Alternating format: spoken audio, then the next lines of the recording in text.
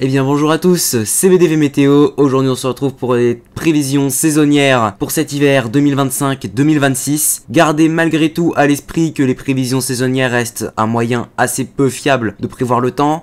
La météo ne se prévoit pas très facilement. On va donc venir dans cette vidéo parler du temps dans les 4 prochains mois, les mois de novembre, décembre, janvier et février. On se retrouve tout de suite pour le mois de novembre. On commence tout de suite par le mois de novembre avec une anomalie dépressionnaire centralisée sur le territoire qui ondulerait sur l'ensemble de la France, parfois plus à l'est, qui apporterait son lot d'humidité sur le pays, parfois de l'air froid venant directement de l'Europe de l'Est, donnant principalement de la pluie, mais parfois, sous l'influence de cette même dépression qui se décalerait plus à l'ouest, l'arrivée d'un flux de sud plus doux et la multiplication d'épisodes méditerranéens proches des régions de la Méditerranée. Ainsi, en synthèse et sur l'ensemble du mois, on devrait retrouver des températures en moyenne comprises entre plus 0,5 et plus 1 degré par rapport au normal de saison. La pluviométrie, quant à elle, serait légèrement excédentaire de l'ordre d'à plus 10 à plus 20%.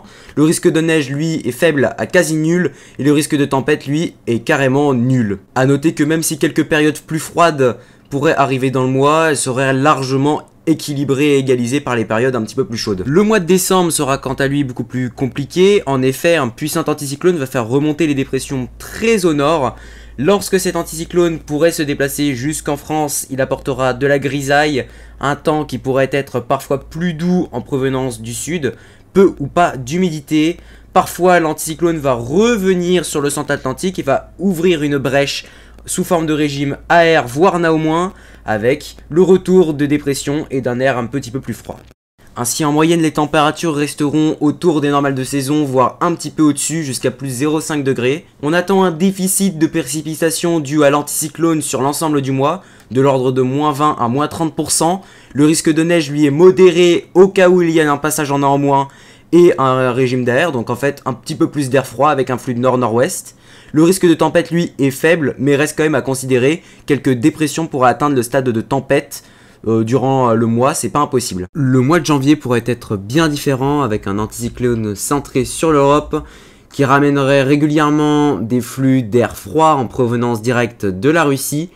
Les dépressions circuleront bien au nord, mais certaines évolueront du côté de la mer Méditerranée et au contact de l'air froid.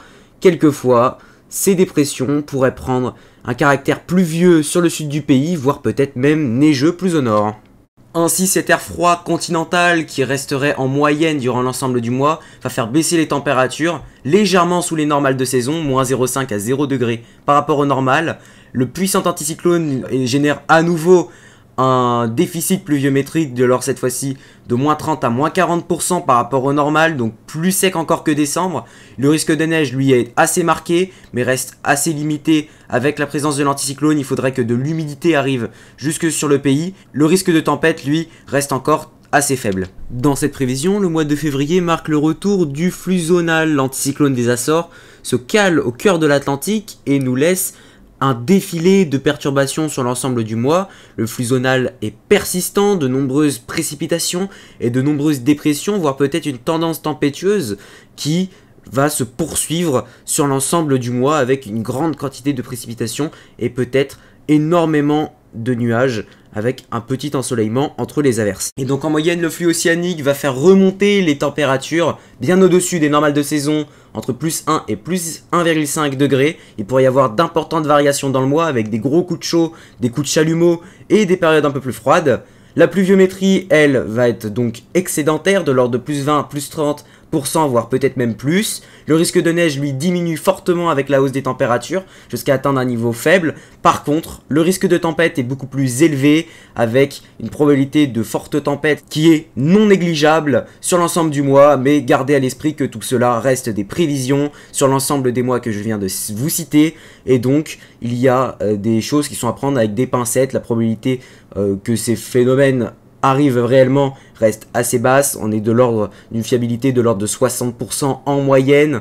Ce sont donc tout simplement des analyses que j'ai faites à partir des modèles qui sont disponibles gratuitement sur le site de Météo Ciel, donc le C3S de Copernicus. Donc là c'est un modèle européen, donc des prévisions qui sont simplement européennes.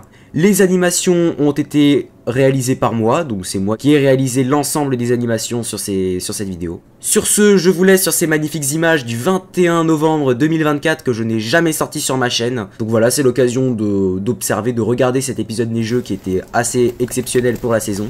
Regardez, 5 cm. Maintenant je vous montre l'état du jardin, regardez. Bon voilà, tout est recouvert. Regardez comment il est dans un sale état l'olivier. Pluviomètre, anémomètre, tout couvert. La neige, regardez comment elle est collante. Elle s'est accrochée aux chaises, tellement elle était collante. Il doit y avoir 5 aussi, ouais 5 cm, regardez. Quand on lui enlève la neige, il se relève tout seul et tout. En plus, je pense que il y a un peu beaucoup de neige, de neige qui fond. Regardez les branches. Les branches, elles sont toutes recouvertes de pas mal de neige. C'est pour ça qu'il faut faire attention, c'est jamais, ça peut peut-être se casser la gueule. Ah, il y a 5 cm ici aussi, 5 cm de neige ici. Donc c'est plutôt pas mal. Alors, Louis, t'en penses quoi de la neige?